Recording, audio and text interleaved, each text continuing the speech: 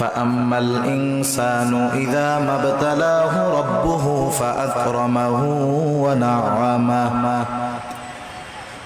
আল্লাহ রাব্বুল আলামিন বলেন ফাআম্মাল ইনসানু ইযা মাবতালাহু রাব্বুহু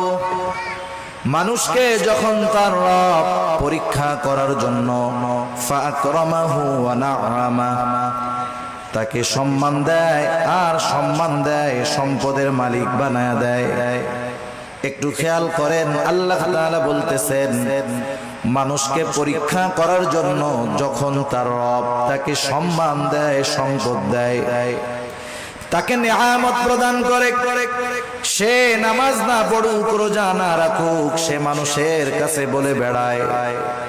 ফায়াকুলু রব্বি আকরামান আমার রব আমাকে সম্মানিত করেছে।